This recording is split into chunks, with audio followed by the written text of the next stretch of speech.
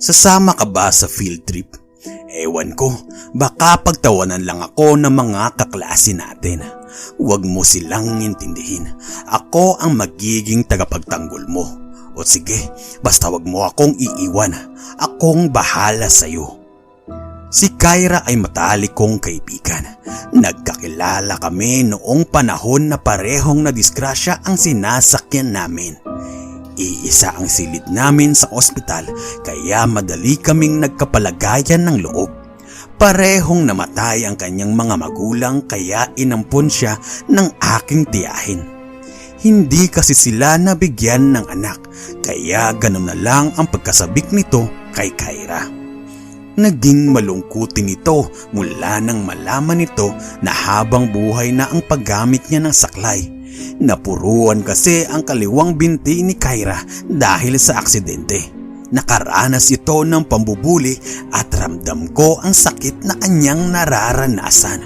Natigil lang ang pambubuli nila kay Kyra nang kausapin ni tita ang prinsipal.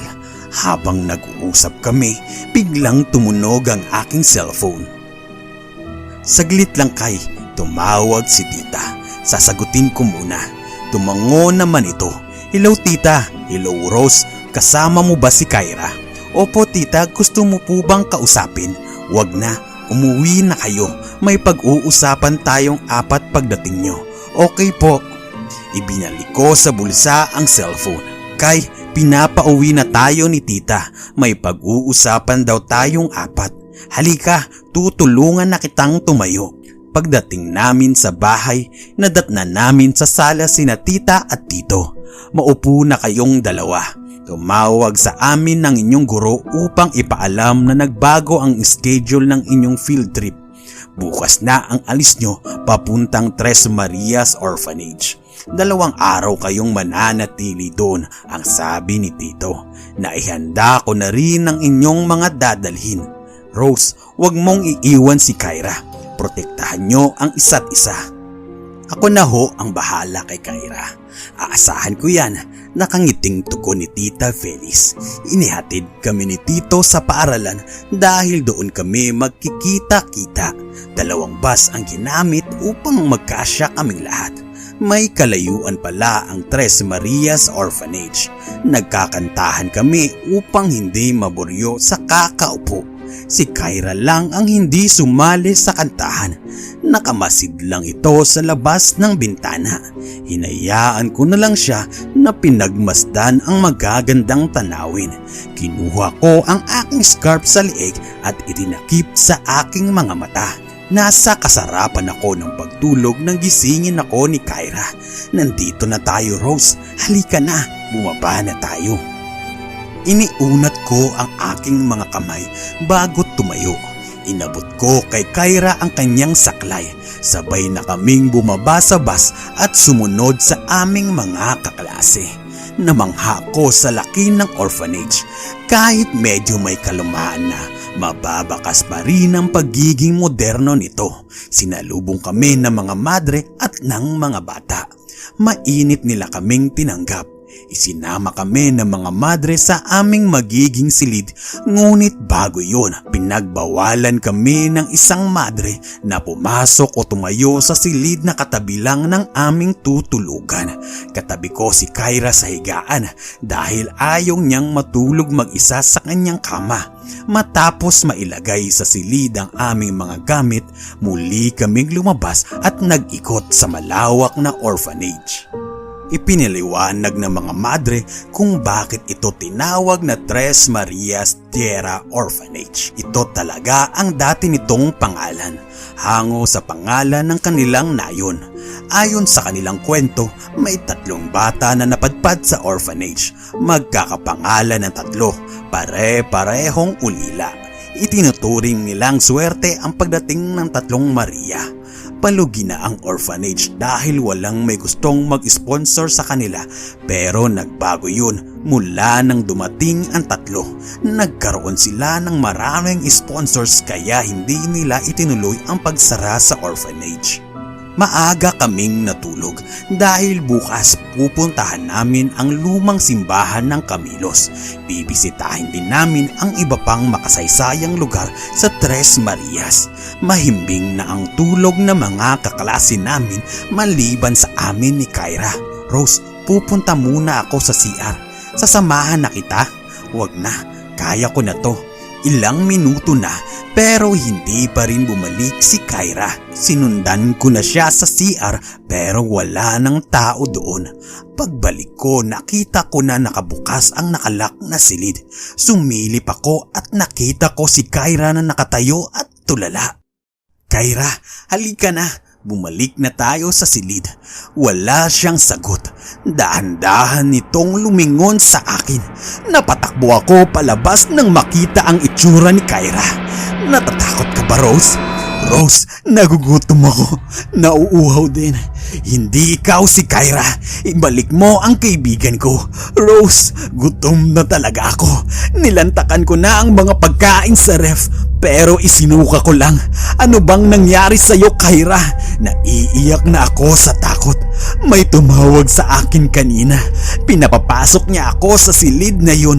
Tapos may itim at maliit na bato ang biglang pumasok sa bibig ko.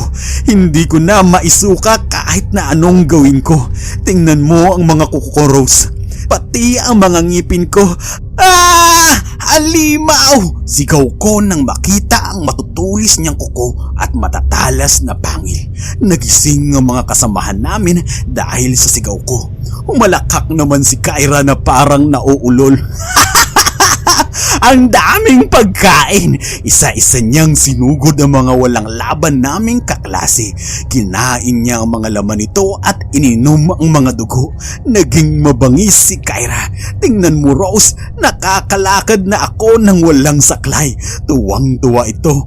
Pero isa na itong halimaw. Kay, itigil mo na to. Magpapagamot tayo. Baka gagaling ka pa. Pakiusap, Kyra. Para ano? Para bumalik ako sa pagiging baldado. Hindi, Rose. Ayoko nang bumalik sa pagiging baldado. Susuguri na sana ako ni Kyra. Ngunit binaril siya ng madre. Mabilis ang kilos na nakailag ito at tumalon sa mataas na bintana. Napasigaw ako sa nasaksihan. Ikinuwento ng madre na isa sa 3 Maria ang nagbigay ng sumpa sa silid dahil nais nitong muling mabuhay. Ang unang Maria ang nasa katawan ni Kyra at dahil nakainom na siya ng dugo, hindi na ito magagamot pa. Teacher, anong gagawin natin sa mga namatay na mga kaklase namin? Hagulgol ko habang nakatingin sa kalunos-lunos na sinapit ng mga kasamahan namin sa silid. Tatawagan ko ang mga magulang nila. Ipapaalam ko ang mga nangyari. Kailangan din mahanap si Kyra. Tawagan mo ang mga magulang ni Kyra, Rose. Opo, nakailang dial na ako sa number nila tita pero walang sumasagot. Sinubukan ko ring tawagan ang numero ng kanilang mga katulong pero wala ding sumasagot. Teacher, kailangan kong umuwi. Masama ang kutob ko, lalo na at hindi ko sila makontak lahat. Rose, ipagpabukas mo na, baka mapahamak ka pa sa daan. Pasensya na, teacher, uuwi ako dahil baka wala akong maabutan sa bahay.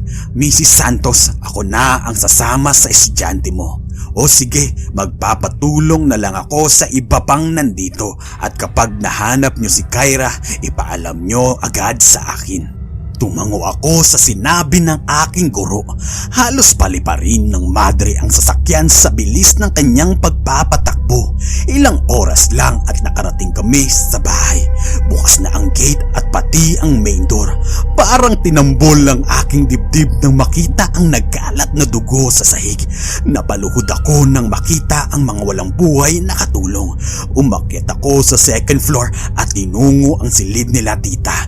Hindi ko mapigilan ang masukan nang makitang nakasabit si tita sa bintana at si tito ay nasa swivel chair. Parehong wakwak ang tiyan at nakalabas ang mga laman. Ah! Sigaw ko sa galit.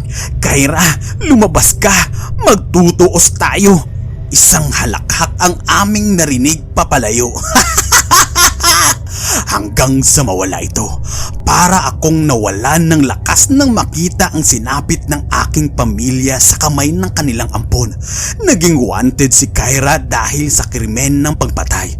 Mula nang mamatay ang aking tiyahin, hindi na rin nagpakita si Kyra. Ipinangako ko sa lahat ng kanyang pinaslang na hanggang nabubuhay ako, tutugisin ko at pagbabayarin ko si Kyra. Ilang taon na ang lumipas mula nang mangyari ang aksidente.